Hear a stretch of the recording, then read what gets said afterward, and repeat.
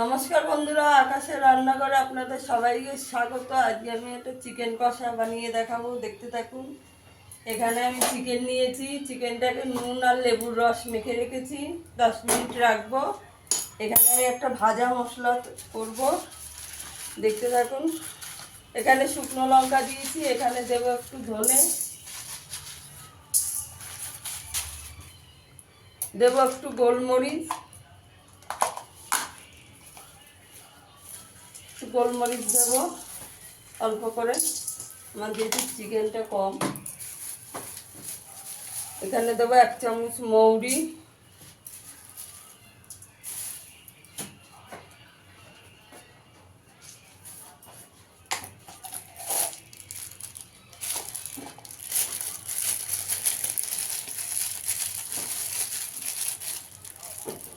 এখানে দেবো গোটা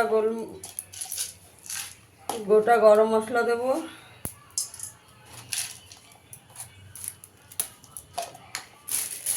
লবঙ্গ আর এলাচ দেবো, দিয়ে মশলাটা একটু ভেজে নেব, হালকা করে ভেজে।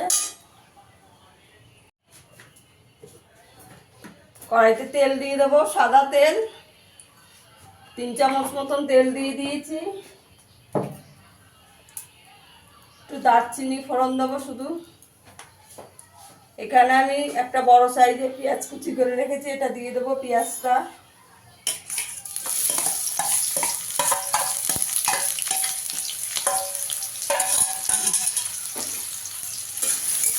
একটু ভেজে নেব।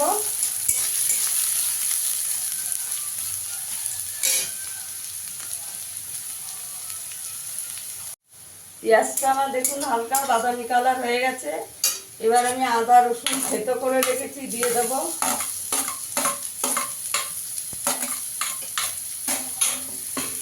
আদা রসুনটা দিয়ে একটু ভেজে নেব। পেঁয়াজটা দিয়ে একটু এরকম করে একটু লাল লাল করে ভেজে নিতে হবে।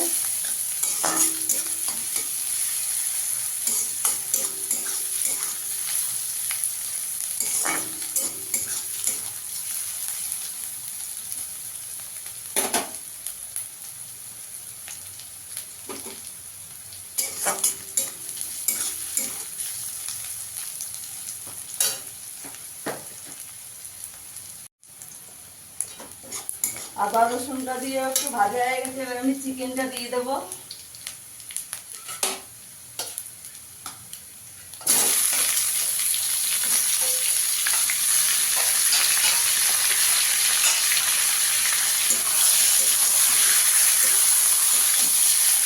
চিকেনটা দিয়ে একটু ভেজে নেওয়া হবে।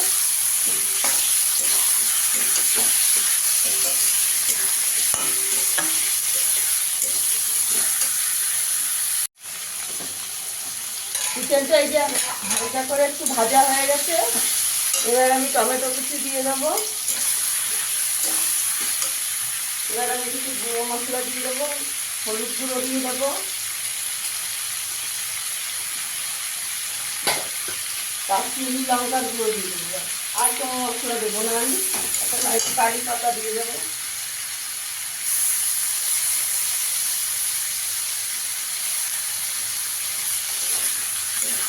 কারি পাতাটা দিয়ে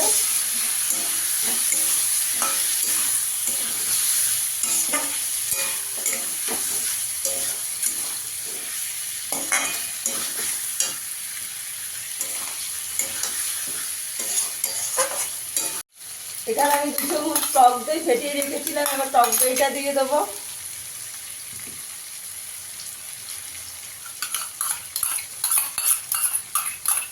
টক দইটা গ্যাসের আঁচটা কম করে দিতে হবে, নাহলে টক দইটা ফেটে যাবে।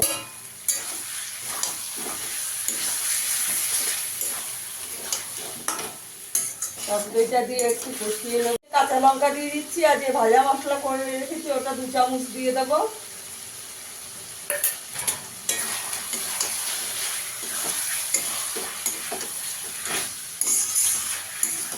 এবার 10 মিনিট ঢাকা দিয়ে দেবো।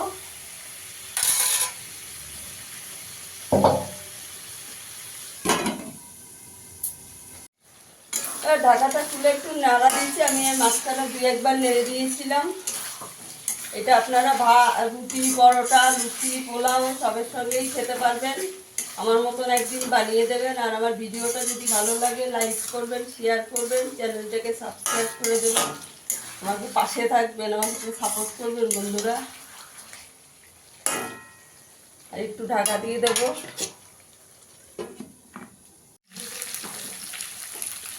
আমার কষানো হয়ে গেছে, অল্প করে একটু জল দিয়ে ঢাকা দিয়ে দেবো।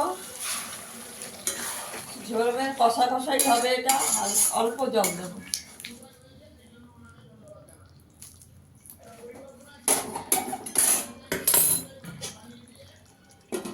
পাঁচ মিনিট ঢাকা দিয়ে রাখবো।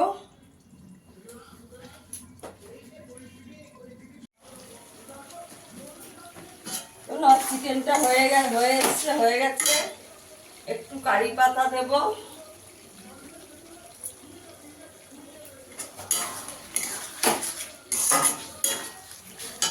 একটু গরম মশলা দেব,